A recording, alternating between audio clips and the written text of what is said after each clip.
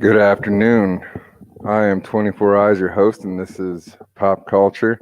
I got a cool guest today who thankfully was able to fit us into his schedule. He's got a tight one, and so we're getting him fresh in the morning.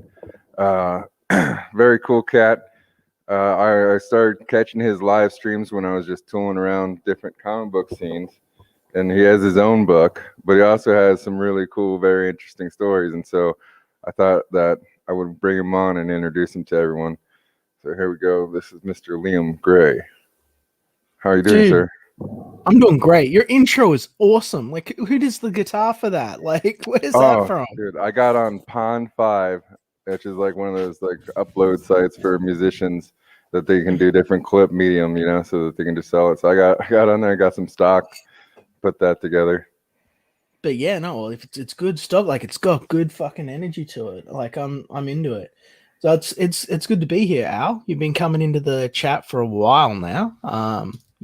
So I'm happy to be here. For those of you guys who don't know who I am the man, the myth, the most hated man in comic books. I'm Liam Gray, the creator of Xenotype, Wonder Island, which is now available on Indiegogo. You can go check out Wonder Island over at Indiegogo /Wonder1, or you can just type into the old browser.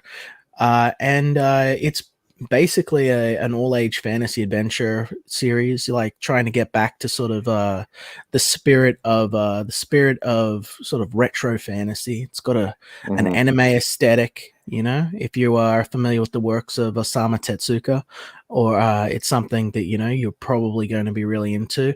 I wanted to channel a bit of that like classic 80s sort of dark fantasy, with a sort of bit of Legend of Zelda, a bit of Wonder Boy thrown in there, but and of course Irish folklore and mythology. So if you're a fan of any of that, if you're a fan of the Celtic stuff, then you'll like it. And yeah, it's good to be here. I appreciate it. No, I do, because it's people don't realize Liam's coming to us from Australia, and it's quite a feet. It's like tomorrow. It's the next day for Liam. Yeah, so, I live in the future. We're in future time, and that's always tricky to sync up. But we linked up, and it's pretty awesome. But one of the things that really attracted me to you, Liam, is when you started talking about your punk rock days. I was just wondering if you could get into a little bit of that, of like how you got into the punk scene, kind of maybe what you did with it. Okay, I guess I'll start at the beginning. So I guess it started like sort of anyone else. I got a cassette tape, I got a cassette tape, and of all things, it had, gosh, I want to say Presidents of the United States. And they're not a punk band, I know. Well, they've got some punk stuff, but it had Presidents of the United States on it, and a couple of other sort of alternative songs. It had some Green Day, and it had Blink-182, and no, it didn't. Hold on, I've got to go way back into my mind here. So my first mixtape, it had some Presidents of the United States on it. It had. Oh my God, what was the first band? I can't honestly remember, man. I can't remember. I know that it had a punk song on it. And it was my first time sort of really hearing the genre. It wasn't Blitzkrieg Bop, was it?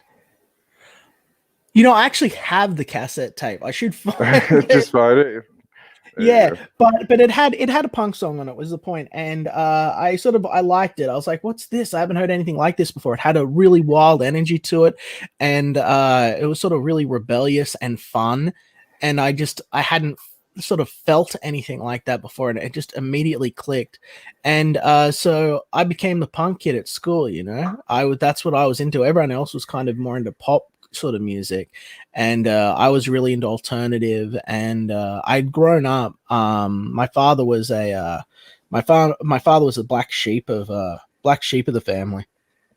And he came from doctors and teachers and stuff, and basically he got hardcore into drugs and alcohol, and made a living lived at the bar, guy that lived at the bar, and basically made a living sitting out the front, busking.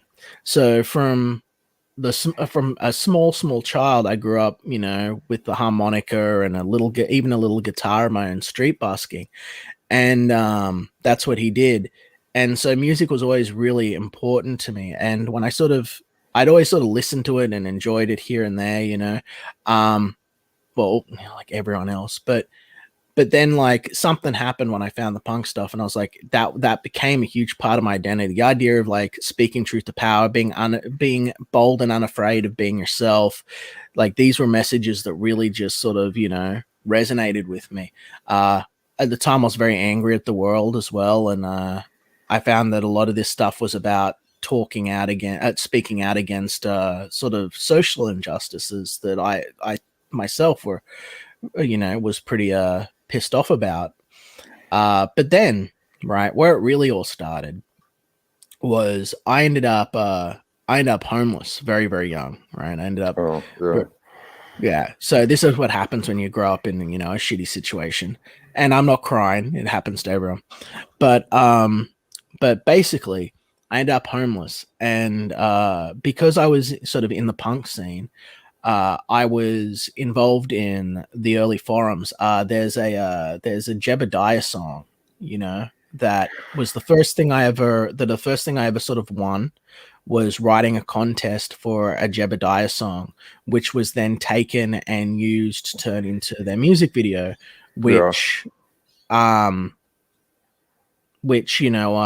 the first thing I ever sort of did with writing. I did before I knew I wanted to be a writer, and that became a national hit song.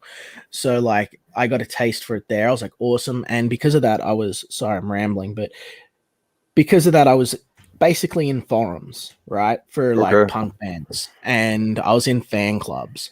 And one of the fan clubs that I was in, and this is like this is where it all got real, but one of the fan clubs that I was in was the MXPX fan club, Okay. And I was it was just called PXPX. I think you can still go and join it to this day. Actually, I think I've still got my membership ongoing. I would have to go check that out. That'd be amazing. MXPX was one of my first punk concerts. They're really awesome people. So basically, I was I'd become friends with Michelle, which is Mike's mother, right? Through the fan club. She'd run it. We all had a happy little family community there, you know what I mean? Like it was a cool little thing, and we'd go to backstage gigs and shit. And basically I remember the first show that I went to with those guys, like I didn't know they were a Christian band, and I was like this huge fucking like atheist fucking douchebag. Yeah. And I remember getting them backstage, they got me, we were backstage. I remember getting there and talking with them for the first time, and I'm this angry little blue head fucking punk, and I'm just like, man, fucking, I met these Christians, and I didn't know where the show was, and they they led me to basically where the gig was, because I couldn't find this place. Can you believe it? Like I thought they'd be all preachy and shit, and they didn't. They were just normal people. It was pretty cool, like, but fucking, like, and I was just sort of making fun of them. And I remember Yuri was sitting there, and he's like, "Oh yeah, he's been all nice and smiling." He's like, "Okay," and like, I was making such a fucking idiot out of it. Just going on, right? As I do. But yeah, but that was my that was my first real in, through the punk scene. And so when I ended up homeless, Michelle had no real, reason to give a fuck, but she took an interest in me and helped me out. And I'd call her up back in the day. I'd go down and buy these phone cards, when I was like on the street. I'd basically save up, and for about $10, I could get a phone card, which would have about an hour worth of talk time to the United States. And so Michelle gave me her number and asked me to call her. And so I'd call her up and she'd talk to me and keep me sane, basically. She was like, because no one else had helped me. The churches wouldn't help me. I didn't have an address, so I couldn't get unemployment or anything like that from from the government. That's a catch 22. Yeah, there's Yeah. benefits, but you can't access them because you have no address, which is the problem to begin with. Yeah, man, exactly. And it's just me and my dog, you know. And so I sort of get into the I sort of get into the punk scene through her, you know, and it's like that's how I really sort of got involved in everything in a more serious way. And she became like my family. Through her I found religion. I know it sounds silly, but you know, I got to meet her and Art's her husband, and he's a really awesome dude. And you know, the band's great and everything like that as well. And I got to meet a whole bunch of people through that, and it's like everyone sort of knows each other. They send each other Christmas cards, and it's pretty tight. Not everyone always agrees, and you know, I've had some shouting matches with some folks. You know, but that's sort of the world that you sort of get into, and then you end up just sort of on the road, and you get to sort of I don't know,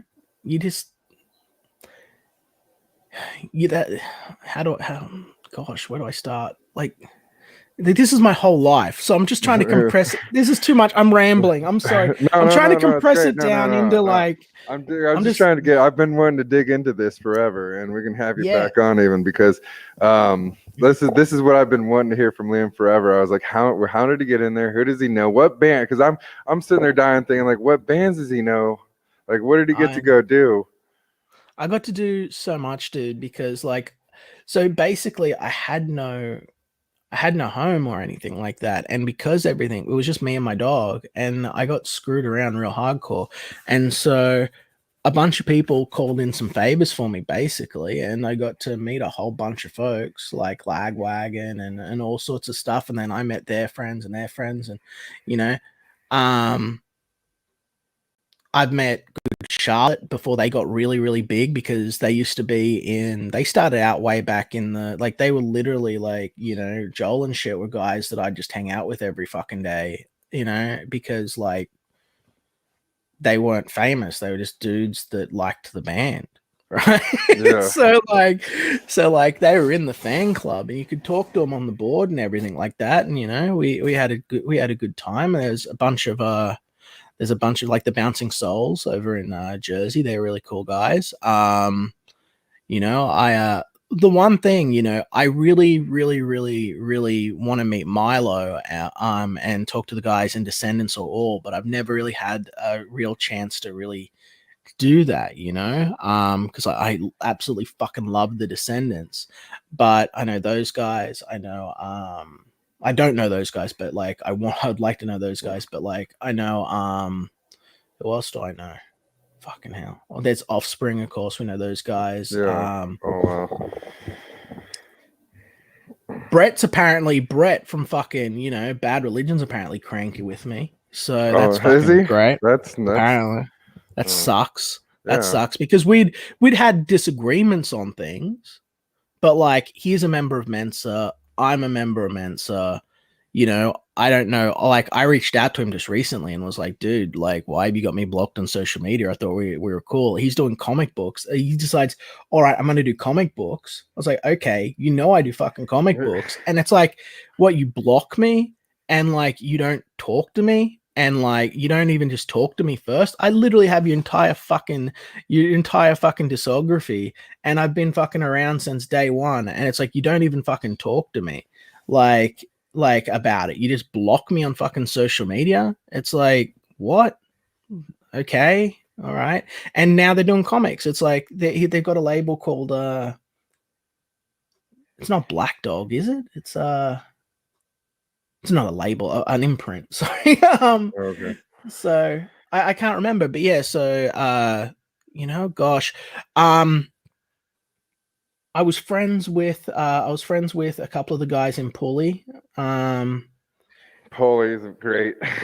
Pulley's great. Oh, that's a great band. Broke my heart when he passed away. Broke my fucking heart.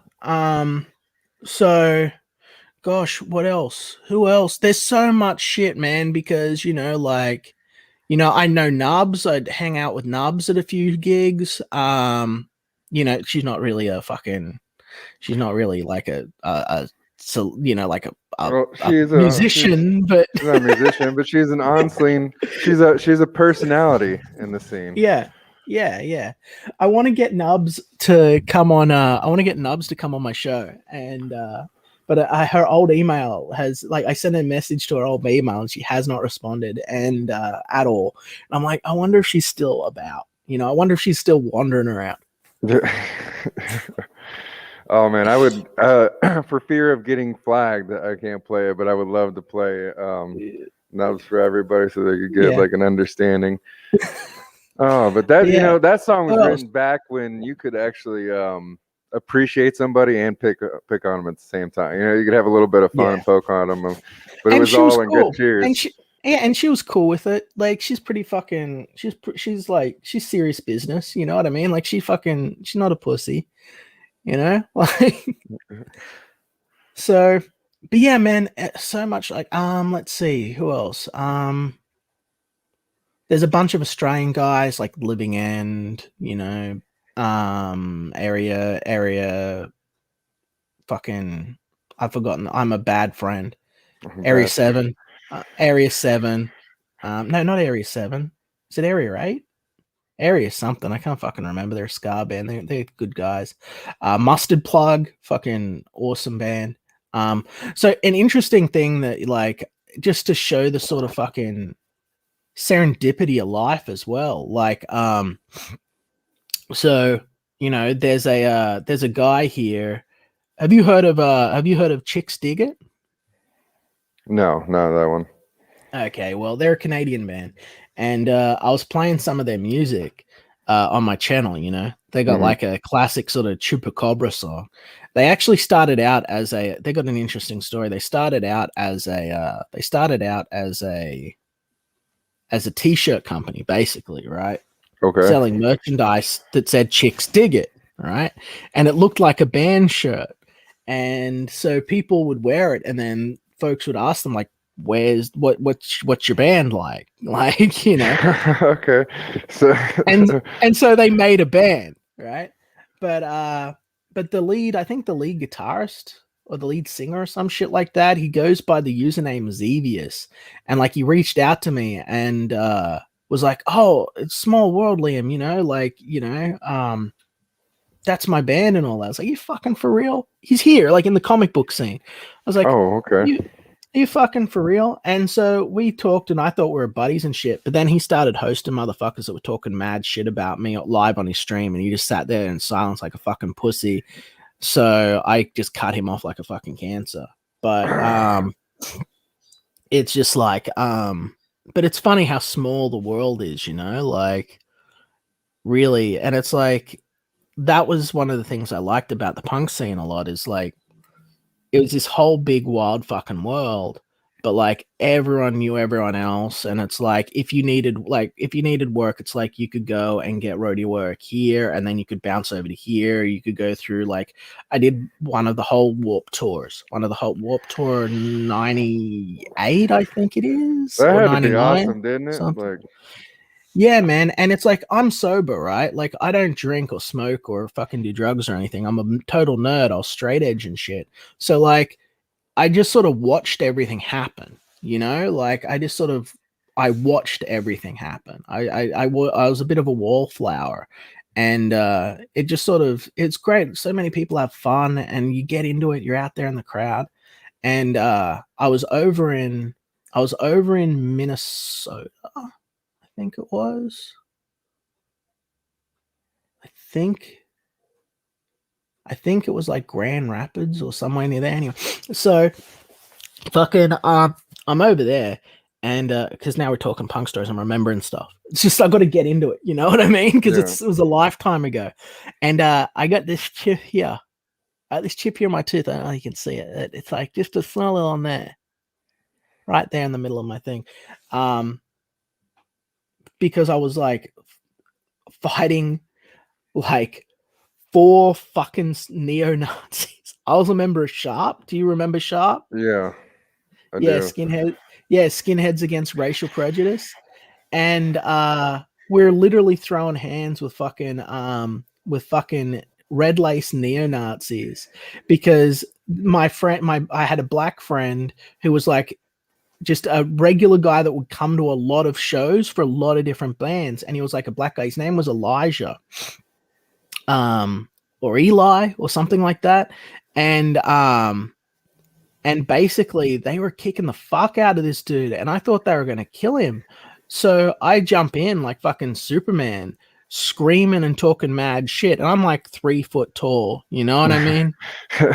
They're like all the anger that I had in my body. Well, I mean, Yeah, sometimes you gotta do what you gotta do. yeah, and like these guys, like the other guys, like John and stuff, were like way, way away, way away, and I was like, this is bullshit. So I'm throwing hands with these motherfuckers. I get my ass thoroughly fucking kicked for this dude, thoroughly kicked, and I like my eyes busted. Like I said, I nearly lost this tooth, and it's chipped. Like it's only small, but you can see it if you're in person. And you know, like this tooth back here got knocked out, like fucking. And it was tough because back in the day, like, you know, especially when you're in sort of the hardcore scene, the more hardcore scene of the punk stuff, like, you know, it was fucking rough. There are a lot of fucking Looney Tunes around, and and it's like, then I've got motherfuckers. So I bled for this dude, roommates, right?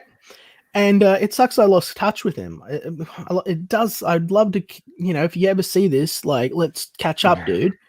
But he was, again, an old member on the boards, and we just, as the forums got shut down and everything, people moved away, and I don't know where they are. You know, Yeah. like I can't. He's not in the Facebook groups or anything. So, but like these, then I got motherfuckers that come out, you know, over here and call me a Nazi, and I'm like, you fucking pricks.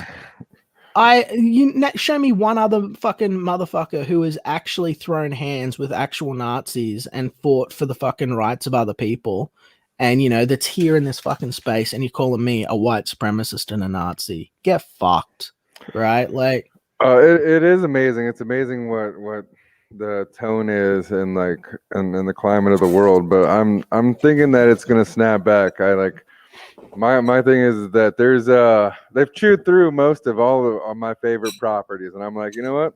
It's all right. You can do that because that just allows me to have my stuff back because you're gonna forget about it. You're gonna forget about it. I'm not gonna forget about it. And like I don't know, maybe I can make some smart investments so I can do different things. I might be able to option, or somebody in my generation is gonna be able to option that property at some point, and they're gonna be able to do something beautiful with it. Or we'll write new shit. There'll be brand new stuff that'll come out of like the, you know, destruction of everything. Sometimes you have to burn out the forest. So I, you know, with me, man, they still make new shit though. I mean, there's still toy companies. Like you have a decent collection stuff. I mean, you can go online. Like if you're a kid and you love certain things, you can get all the, you know, all these cool toys. You can get toys that are even made better than the ones that were like when you were a kid and stuff. And you can give all that stuff to the kids and stuff, you know. Like that's one thing about our generation that I really love is that we like our toys, we like our Transformers. Let's just make some new ones, and they did, you know. Yeah. So I like my Transformers. You got the Triptychon there, you know, the in the background. But yeah, no, I know exactly what you're talking about, and I hope so, man. I hope so. Sometimes I wonder when you sort of get into the publishing world. Like my first experience with publishing was just with old zines, old punk zines, you know, like it was just like someone's got to do this, you know. I started doing sort of short little interview things. That's how fucking old I was a record reviewer. Like that's a fucking record reviewer. Records. Hey man. Yeah. So like way back, and it's like I never really set out to aspire to do that or be published in any way. And I did a lot of like, it'll be interesting to see if people can find them because it's all been lost. It's all been fucking lost in time. But like I did a lot of like, you know, old comics in like punk scenes, and when in the early days of the internet, I did a lot of record reviews and, you know, album reviews, CD reviews for bands, and that was when I wasn't touring and stuff like that, and sort of bouncing around the world like a little hobo. That's how I made my money, what I did, and the punk scene was always really good to me. I really felt like I belonged there, and I had a lot of fun, and I felt like it was a transitory stage for a lot of people during their teen years. And it's like they just sort of came in and it was a whirlwind, and they had their party, then they wore out their souls in their party boots, as the old saying goes, and they moved on with their life. And because I was sort of there all the time and I wasn't sort of caught up in the party culture as much, I was, I was a guy setting up fucking tables and shit, you know what I mean? Like, Yeah. and like, I got to sort of watch a lot of the decline, a lot of the hypocrisy, a lot of the bullshit. And I got to see a lot of people get fucked up by drugs. And I just thought, like, like this whole, like, live short sort of culture's fun, but it burns out. And when the emo scene happened, right, the last big band that I had a real big sit down with before I sort of settled down was Motion City Soundtrack, of all fucking people, right? Like, so we're hanging out backstage, and basically nice guys, and the emo had just sort of started as a thing, you know what I mean? Yeah. And the writing was on the wall, like we had this huge influx of what I'm just going to unapologetically call posers, right? And Well, it got poppy. I mean, as soon as it got a little mhm, poppy, and I'm not saying that every pop punk band wasn't a punk band at some point, but like it got mhm. so infected with So, pop that like even bands like Blink 182, who was like started out like mimic or mocking that kind of stuff, like turned into it. Like I feel turned like into that it, yeah. record sold more, and they just turned into it. Yeah. And it's understandable. These guys want to make money and stuff. We've got to be able to make enough money to be able to expose the alien conspiracy, that's important. That's what Blink's all about, They're all about exposing they're all about disclosure. So we got to be able to make money for disclosure, don't you know? But sorry. That's that would be funny if but anyway, so Well, I mean, what people need to understand is like the punk scene was very much like, oh, I'm gonna die by the time I'm like 22, and then everybody lived to 22, and then we're like, fuck, yeah, well, we'll probably die by the time we're 30, right? Yeah. So they keep going, and then they're like 30, like, oh, fuck. Then they became fathers, and they're like 50 years old, and now they're like, you can't. It's not die young. It's now it's all war stories. That's what a punk rocker has to talk about is war stories from yeah, back in the day. exactly. It's war stories, and like they're all it's like, fuck, man, I'm a father now, and it's like, yeah, and a lot of these guys are still doing tours and stuff here and there because, like, what the fuck else are they supposed to do, right? Like, what the fuck else are they supposed to do? Oh, How you doing, Jersey girl? You love Jersey. I lived in New Jersey for years. It was the happiest time of my life. So it's where I sort of cut my teeth on comic books, and we're had a lot of good times. So there's Lawrence Arms, a band I know. Is that even a band? Like, there's so many, like this. There's so many. so many There's so names. many, dude. Like, there's so many. Like, I just know people by their face and their sort of their first name. Like, because you get to meet so many people. Really come back. I want to, I truly love New Jersey. Your pizza is like the best I've ever had. I had a pizza down at the I'm a bad tourist. What do you guys call it? Was it the boardwalk? You know Oh, where the shore, or like the yeah, shoreline. yeah, like the shore. Yeah, I fucking it was the best pizza I've had in my fucking life, and it's been nearly a decade since I was back in Jersey, and I had a house there. I had a house, my whole it was everything. That's where I met Vinny and everything, It's like, and fucking, and I've been wanting to eat that pizza for fucking like 10 years. Well, I mean, And couldn't you just like go over and visit Vinny or something, and then you guys would go get some pizza and do a yeah, stream or whatnot? haven't had that. That'd be a nice plan. That'd be good. He's down in Florida at the moment though. But Oh. my I don't know if Jersey Girl. I'm not if you're familiar with it, but I used to go to the Jacksonville church. That's like was my church, and really really lovely people there. When I was over there, I was sort of crashing with the Rada family, who I deeply miss. I got because I didn't have a family of my own. I ended up meeting a whole bunch of other families that I was kind of like the weird live-in uncle to, or the Yeah. like.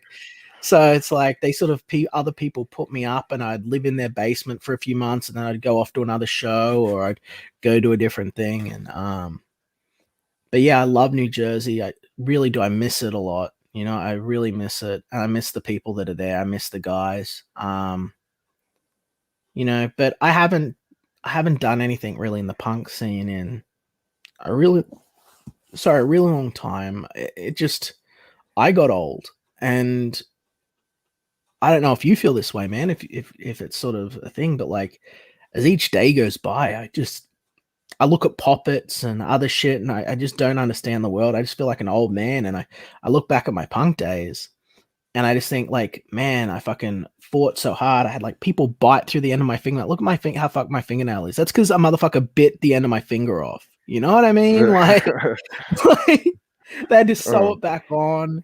Like, How much did that? Yeah, that had to suck. Fuck that, yeah, dude. I don't know. yeah, I You know. probably tip my finger off. I'm kicking you in the head a lot. Yeah, yeah. Like a lot. Like that A sounds lot. terrible. Yeah, but I mean, it was fighting, and it was freedom, and it was again, it's like you said, it's old war stories, right? And so do you know where the Jackson outlets are? Probably, I don't know, not off the top of my head. This is the problem that I have, right? I had after I got back to Australia, I came back to Australia because my grandfather got Alzheimer's disease and stopped paying the bills, stopped paying the mortgage and everything like that. And so my whole family, who I'd always had a fucking horrible relationship with anyway, right, were at risk of losing the old family home, which, he had built like, 40 years ago. And, or not 40, but like about 20 years ago, right? And they would have been out on their ass. Now, admittedly, they'd thrown me out on their ass, and they're terrible fucking human beings, like drug addicts, meth heads, and fucking, they destroyed their fucking lives. But I felt bad. So I came back to Australia and I took over the mortgage basically for my little brothers, because otherwise they were going to end up homeless the way I had back when I was a teenager.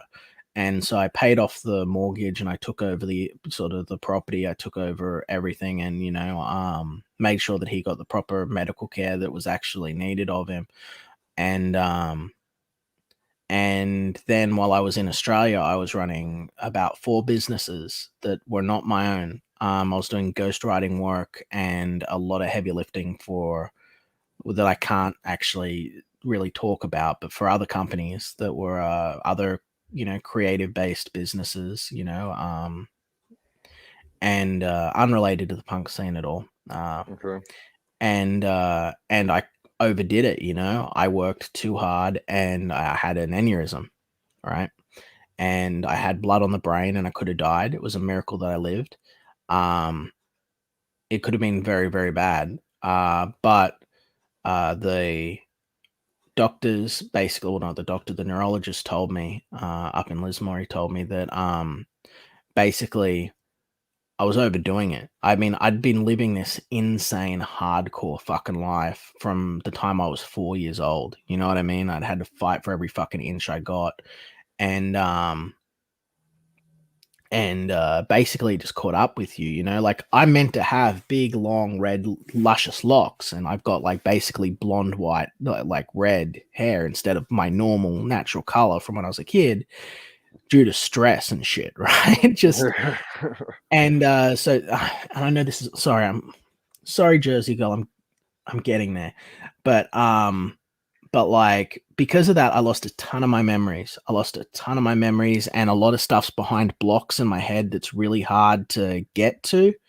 It's like I could have got severe mental damage and all this other stuff, but I didn't. I was very, very, very fucking lucky. Yeah. And but my memories are all fucking jacked and gone, and like there are more stories about me that other people will be able to fucking talk about that I don't remember. Like, you know, like there's just whole swaths of shit. So like stuff like place names and stuff like that. Like I know that I was in Pompton Plains. So if I was to stand in Pompton Plains again, I would like know where everything is and I would know what it's called. You know what I mean? But Yeah. right now, you're asking me stuff. I'm like, I actually can't remember. Like, I don't have access to that part of my brain, or it could be part of it that is just gone forever now. And that's a scary thing. But yeah, it So I takes mean, its toll on did you you. like okay? So after all that, I mean, did you calm down? Like, are you? I mean, like how? Like obviously you were stressing yourself to a point that Yeah. you popped an Well, I aneurysm. didn't know. I didn't know, man, that was a thing until the doctor told me. Like he likened it to rabbits. He said just as rabbits can die of fear, you know, men can die of stress. And he says it's an issue that's very common, and no one really talks about it. And I was like, well, fucking no one told me. You know what I mean? Like I had no fucking idea. And for nearly about a year, I actually couldn't perceive beyond this. Everything beyond sort of here was basically like a wall of fuzz and white. As for me sort of calming down, yeah, I have really tried. I've moved through into real estate. I've tried to sort of, you know, make my life a bit calm, a bit more better, a bit better. I haven't always succeeded. I've had a big fight on my hands regarding the creative process as I sort of tried to step out from under editors and other companies and forge my own path. I've had all sorts of fucking retarded shit happen on the internet, you know? Yeah, the thing about the internet is it's a difficult place to navigate, and like Yeah. it's really stupid. Like I mean, so much of the time, even on I mean, on all kinds of different levels, and it's Yeah. weird. Drama like seems to sell. Now it doesn't sell all the time consistently for long term things. Like that's what I don't why I understand why people continue to do it, because honestly, when you pay attention to any YouTube scene that's died or whatever, it's because drama erupted and Oh, they definitely. ate each Yeah. other and then they just dissolved. I'll tell you what it is. It's like it's the dopamine hit, man. It's like these motherfuckers like they they they see the rush that they get, the numbers that they get, and in their mind, they're sitting there thinking, hey, if I get more people watching, then it doesn't matter if my content is good or bad. More eyeballs means more potential sales, right? And so then what starts out with what might be a legitimate beef uh, turns into engineered conflict and Yeah. people looking for engineered conflict. And that's the shit I want no part of. Like I was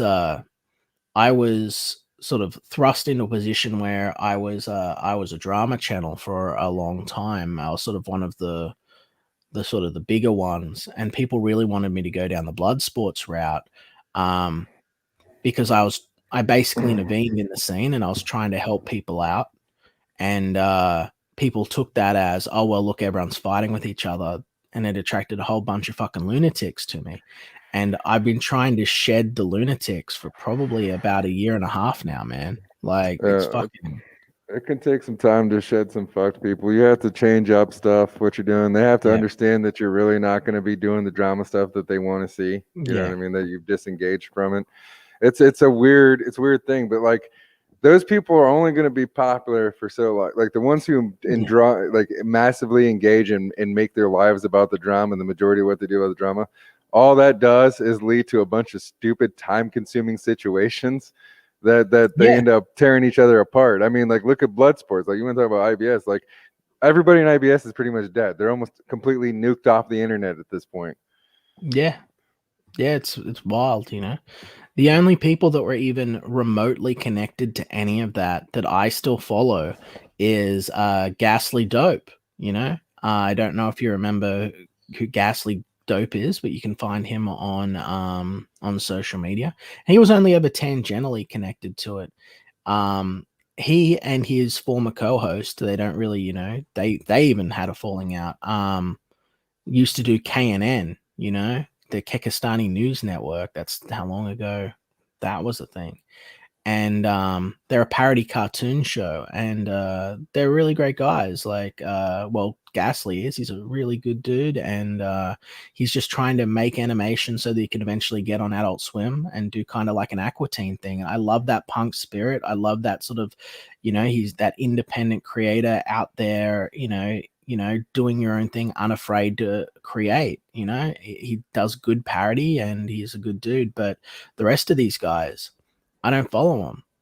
I saw the shit that happened with Andy Warski, and I thought, what fucking cringe is this? People say I'm cringe. Like, fucking, Andy's coked up out of his fucking mind and sitting there like a fucking crow with no shirt on his fucking chair, putting cigarettes out on his body. It's like, well, this has gone to a strange place, Yeah. Well, when just 3 years ago they were doing videos and they were like 200,000, 300,000 views, and then it like gets to that. Yeah, it got real weird.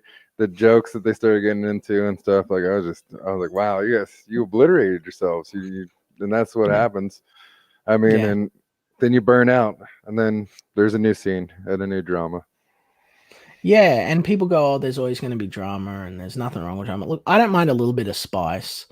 I don't mind speaking my mind, but here's the thing that like people have tried to replicate my model, and don't understand why. I had one person, like I won't sort of, call him out by name, but he sort of said, like, Liam, you and Oz were the king of this shit. It was fun, it was welcoming, it was this, like, you've got to do this again. Like, everyone else is trying to rip off your show, and it's all shit, and it's pale imitation, and you've just got to come back and do it, and all this. And I said, yeah, man, because all of them, and I said this live as well. I said, none of you guys get it. I actually gave a fuck about people. That's the missing recipe. You're all sitting around maliciously trying to destroy one another, engaged in elaborate supervillain Machiavellian schemes to wreck other people's careers and shit, when the principle of my show really was reconciliation. Like, Oz and I really were trying to smooth out shit because we had this niche community. And again, I came from the punk scene, right? So you'd go there, and I looked at the movement of Comicsgate that I was involved in at that time as the same way I did the punk scene. I thought it's like in the early days of punk, we're like handing out cassette tapes to people and at shows, like, to get people involved in the scene, to know who people are so that shit would blow up. And like I thought, you've got your hardcore fucking mosh pit over here, and you got your trendies over here, and you got your sort of migrants over here, and everyone had their place. Everyone could be a misfit. You got a whole bunch of guys with rainbow dong hats over there, and everyone had their place, but we're all there for the fucking music, for the same message, and instead we had fucking little worm whispering motherfuckers like going over to like the skinheads and going like, hey, did you know that there's a bunch of fucking Jews over here? And then of course off they'd go and they'd fight them. Now I'm paraphrasing groups here, but that's what we had motherfuckers walking around the show deliberately stirring shit with other people, and that wrecks the show for fucking everyone. Now, it doesn't make a shit show. Do you get 100 men fucking throwing hands and everyone goes, oh shit, I'll never forget that? Yeah, you do, but it fucking wrecks the show for everyone. You're meant to be there for the fucking music, to have a good time, not to fucking kick cunts' heads in. And for everyone else, it just became about the head kicking. And it's like, I'm trying to reconcile shit and sort of get everyone back to their corners so that, like, basically everyone is chilled out and mellow and cool with one another. So it's mediated, it's fucking copacetic, and people don't feel like different fandoms within the fandom, like different, like people who might be a friend of Cecil, don't feel the need to run out and drive iron bars into the heads of people that are fans of, like, Carla Rowe, right? And vice versa. It's just, we're too small for that to be viable. It's retarded, right? We need to be unified as the niche indie market in comic books, because we're not large enough any other way. The bigger guys, they'll survive. Yeah. But the new guys coming in, we're going to have the same thing that happened with the emo scene, right? Like it's the same shit all over again, man. Same shit, different name. You got all these people that are coming in going, oh yeah, I believe that we should put the customer first. Pay, please. You know, like I believe that it's wrong to put ham-fisted political propaganda into comic books. Money, please. It's like, and we got fucking all these new motherfuckers coming in with that and their hands out. And it's like, meanwhile, you got the people that actually are here that give a fuck about this and actually care about it. And they're hard pressed to be able to fucking, get a book funded and get any sort of eyeballs on them because there's all this fake propaganda bullshit and, fake creators. I know it sounds nasty to sort of throw everyone under the fucking bus that are pretending to give a fuck about this, that are pretending to give a fuck about the customer advocacy movement, that are pretending to give a fuck about making things better. And, they don't give even the littlest of fucks. It's all lip service. It's all fucking lip service. Well, this is where I think it gets complicated. I think in today's day and age that we're in such a different kind of set of times that we are dealing with, it's more of like an end time scenario, right? So I don't think that there's going to be like where it's an easier societal time, a lot of grouping and stuff and whatnot. What I think is that there's going to be a lot of people going the right direction, and not all of them are always going to do the right thing. And it's just kind of like how much, it just comes down to the weight of things, like how much damage versus, how much good are they doing and how much are we moving forward. Yeah, and brother, man, I'm a realist, I want to be a dreamer, but my nature is cynic, so I have to keep myself in a positive mindset. The problem is when I look and I see, man, a whole bunch of fucking bad guys. And I don't mean just like, like we're talking black hat guys that are just fucking really there to just take advantage of motherfuckers. And it's just like, it just became too much for me. So I had to just basically go it on my own.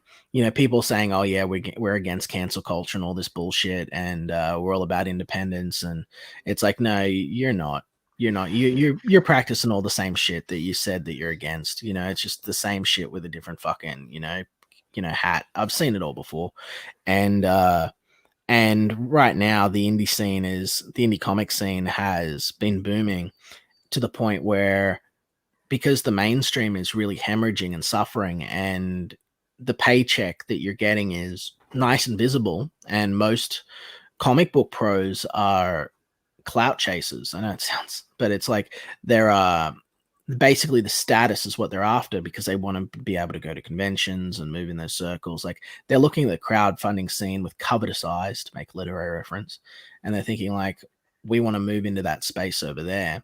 And so we've got to do this song and dance to basically just suck the money out of people. And it's just like, you see people that are doing dozens of variant covers, which is morally wrong, in my opinion. I mean, no one's obligated to buy a variant cover, but I think it's exploitative. Still a bunch of them, especially when it was something that we were actively talking about, the big two fleecing their customer base, It's like, it's all just shitty, man. And I don't want to be negative. I want to focus on positivity. Like with Wonder Island, that's really what I was focusing on doing. So if you guys haven't, please do go check it out. We're nearly at 100 backers. But as it is, it's like I look at what happened with the punk scene. And again, it's like the emo crowd coming in. And it became corporate. It became really, really bad. And like, I don't want to say selling out, but motherfuckers sold out, and there we are. Yeah. There we go. Motherfuckers sold out, and then it created a sort of huge inflation of people. Like it bloated up really big. And then when that bubble burst, because people went, this is boring now, and moved on, which is starting to happen now. You'll notice, these things don't last forever, because it had swelled to such a large size.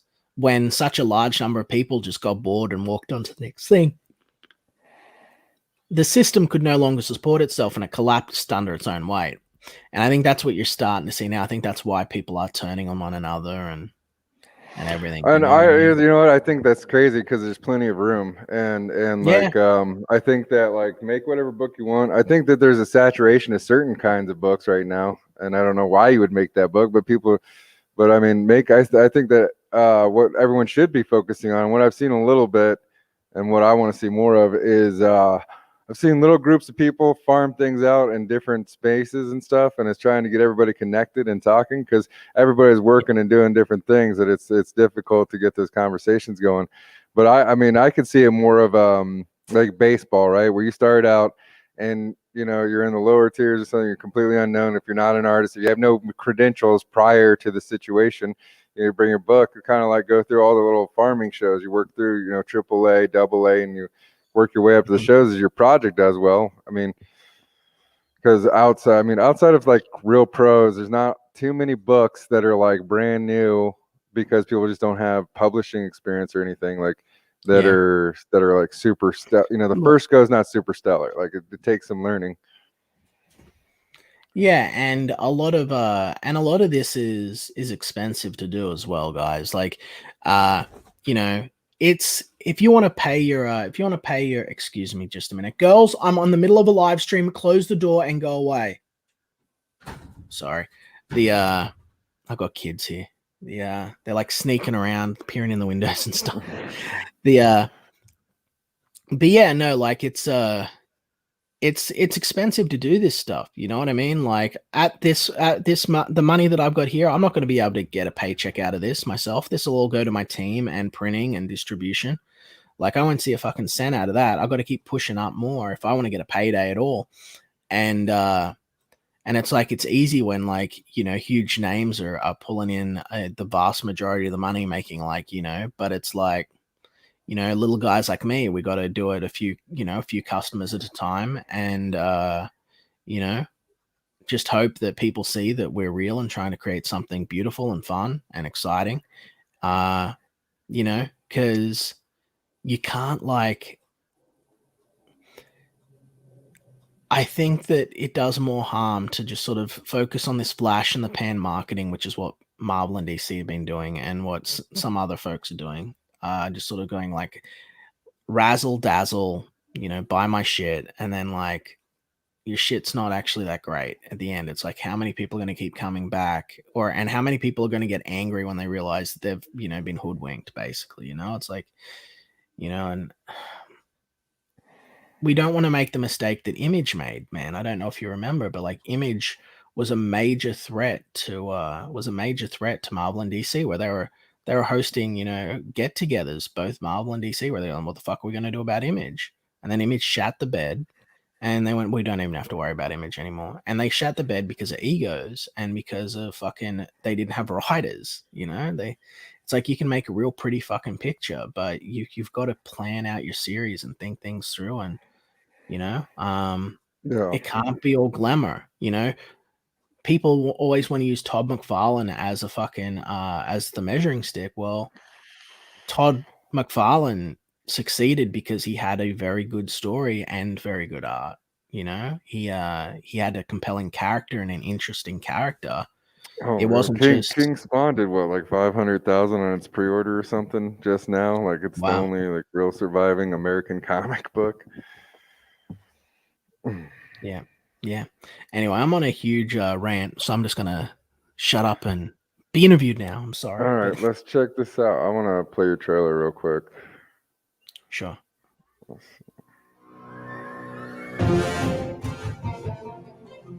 Come to a magical land far, far away. Encounter mischievous monsters, witchcraft, and superhuman sorcery in a magical fantasy beyond compare. Join Arwen, a spirited boy tasked with protecting the secrets of the Fountain of Youth from those who would dare misuse its power for evil. Embark upon a fantastic adventure beyond compare. Experience the wonder. Arwen is a little hero with a big responsibility. The peaceful realm of Brightwater is thrown into upheaval. Terror sweeps the land.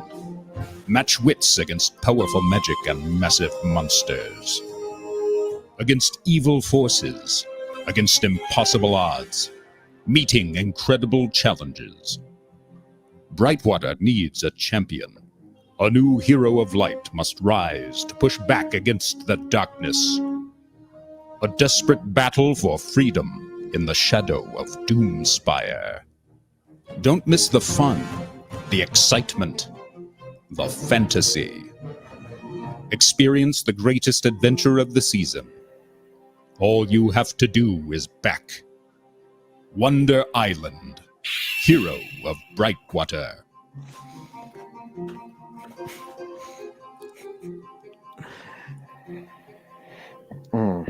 So I've got this. I'm here talking about,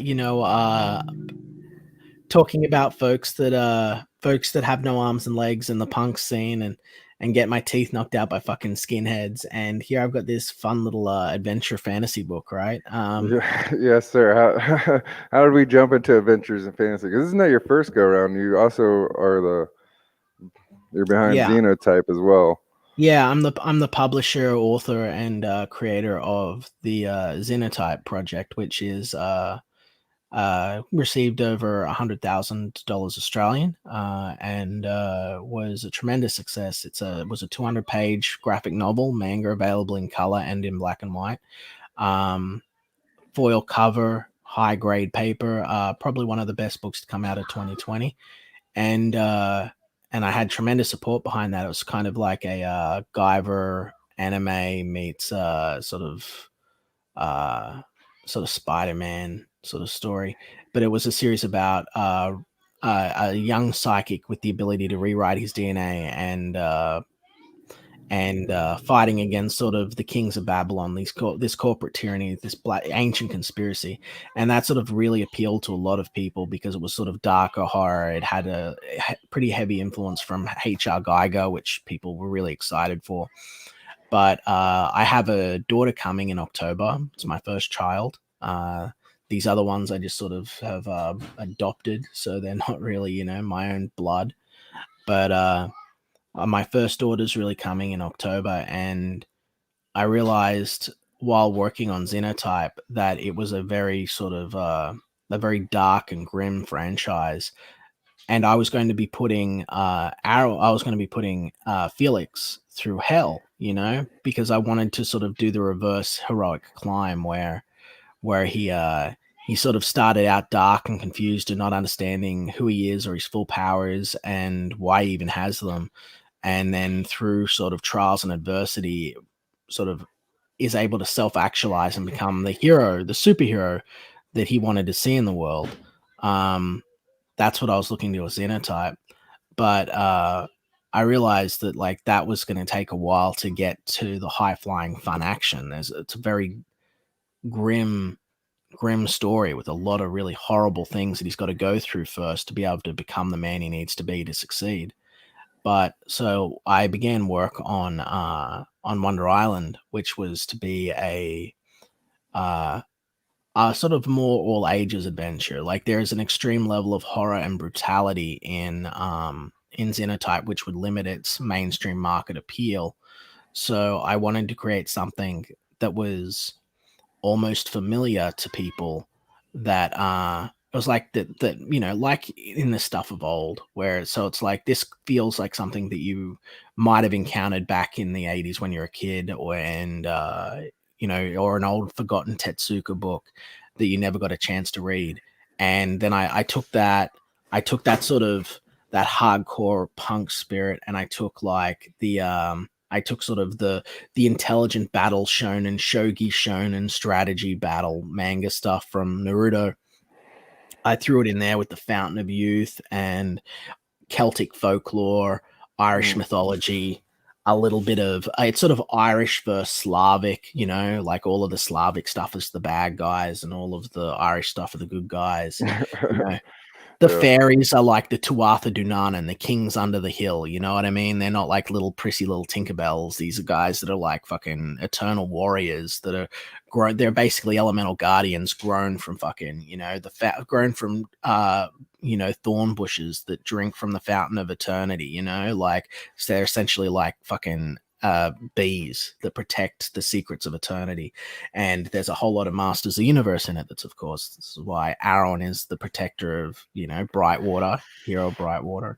So there's a lot of this stuff that I put into it from our own childhood, where it's like, it's original stuff, it's an original story. But even things like the Dark Crystal, it was a huge influence. I'm a huge fan of the Muppets and stuff, and Jim Henson, and I wanted to create something really timeless and magical and fun for a new generation of kids and a new generation of readers. It's meant to be, when I say it's a family adventure, right? What I'm saying is it should be fun for the whole family.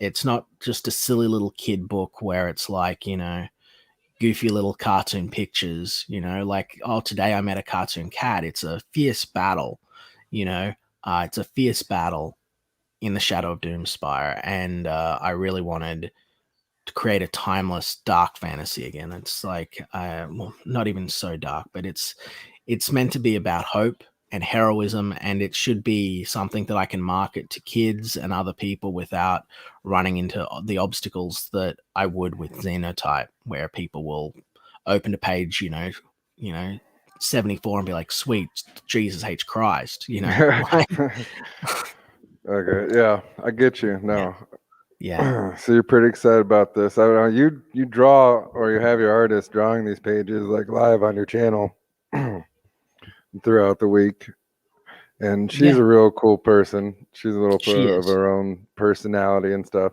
It's great to see her interact. I think that's something that some of the comic book streams are missing, is like how they go about the art. If we could work on getting the art on the screen in different ways. And also, like, I try to tell a lot of them, like, if you guys would just, especially the guys that are really fast at drawing and stuff, like, if you guys would just, go back and clip this and time lapse it, you could drop this on your channel as its own clip, and like everybody would Time like, lapse.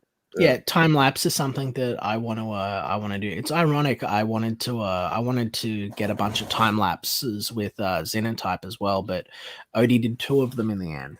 But was like, I don't like time lapsing my videos because I don't want people to see my secrets. I was like, dude, no one cares. Just time lapse the videos. And he's like, wouldn't do it. So we probably could have done more if we got more of those time lapse videos. But Manga-chan doesn't care. The only limit that we have with Manga-chan is she doesn't have a hard disk or a hard drive, whatever it's called right now, to actually back up the video files at this time. So I've got to buy one of those. But from the beginning, like, you'll see that Conquest Comics has been about giving you, just the random person watching, the tools to make professional level comic books. I think that we need another great Teenage Mutant Ninja Turtles. We need a sleeping indie hit that is going to fucking shake civilization to be able to bring about a cultural renaissance. And the best chance of that happening is if more people know how to do this in a professional capacity. So for Manga-chan and everything, and I just sort of showcasing book production, that's just part of our daily routine, because we want you guys to not only see that we're not sitting on our ass just fucking around. We're making the book every single day. We're working on it, and we'll show you how we do it step by step, and the tremendous work that goes into it. We're making a comic is a 5-person job, and there's 2 of us, so it's we've got to succeed with hard work here, and that starts with you guys here in the chat, like the ever handsome Bronx Beats could go over there and back us, grab the digital tier if nothing else. But I do recommend getting the high tier if you can, the platinum tier. We've got a awesome gold plated pendant that you can get, which if my wife would let go of my hand. Sorry. But yeah, so I've got all the merchandise and stuff. We've got like coasters. I know, but we've got like coasters, a bunch of cool add-ons. I've got, where the hell is, there it is. I can't reach it. Hold on, guys. I'll be right back. Oh, here it is. That works. Thank you. So we've got these. These are gold plated. There's a limited number of them. You can see that they're heavy. They're actual solid. Like these are actual real steel. They're engraved. Limited quantity. There's only about 30 of them. Gold is obviously an important element or a chalcum within Wonder Island. This is the power pendant that cosplayers can wield to hold the cape. Aaron has as well. It sort of stabilizes the use of magic on Wonder Island. Without those, if you were to cast magic, then wild things can happen. Flowers might grow out of someone's head, or you might change color, or your sex might swap, or your shoes might turn into snakes, because there's so much magic. So your spell might come alive and run off and try and kill someone. So you got to have an arcane focus. That's what those are all about. But yeah, it's a great property, and I really think that people are going to be surprised when they get it, just how good it really is. I'm a proven creator, and I've got a reputation with this for what I do. I mean, I've got 1.7 million views on my manga. So I've got a huge following, and I'm the number one crowdfunder in Australia. I have the largest project in that regard. I did it on my own through handshakes and hard work and quality product. Help from a few friends, and handsome fellows like yourself gave me a chance to sort of meet new people. And I think that this is a sleeping giant. Wonder Island is a colossal project with all sorts of awesome stuff in it, and I want to see it reach its full 72 pages before I fulfill. So, sounds like a plan, man. Sounds great. Was there anything else you want to go over? Because I know we were talking we were going to do an hour today, and I know you got a lovely family to attend to. Yeah. All right. So that's good timing. Good timing. I think that you're right. We should probably wrap it up. The kids are going wild. The missus is getting phone calls. Life's going on. All right. So I guess all I would want to say is subscribe to my channel. Come over like Al does and say hi, hang out in the chat. We have a good time. We show you guys how to make actual comic books. And we're here, we're real, we give a fuck about our customers. A lot of people just see you guys as pay pigs. I want to get to know you guys. I want to say hey, I'm going to be doing another book after this one and another book after this one. And my job isn't to build monuments to narcissism, it's to create entertainment for you. So the more people that I have that come over to my channel and subscribe and get involved in the chat, the more people I can say, what kind of stories do you want? And then I can create stories for you. As a storyteller, I believe it's my responsibility to create for the customer. And I want to have a strong pathway and a connection with you guys. And if you haven't, help me, go back Wonder Island. It'd be great if we could get it to 100 backers today. And thank you for having me. All right, that was Liam Gray. Well, all your links to your social media and everything are in the description. You can definitely go down there and find the link to the Instagram or to the Twitter, to the YouTube. We have links to the Project Wonder Island, and you can get on there and check it out. You can see that we have a proven creator that's put out a good project before. If you have any reservations, but I don't think you should, because Liam's a pretty wonderful, colorful guest. I hope to have you on again, sir. I would love that, and next time I won't talk your fucking head off. I always get nervous the first time, It's all right. It's all good. Well, I think with that, I'm going ahead and end broadcast. Everybody have a good night.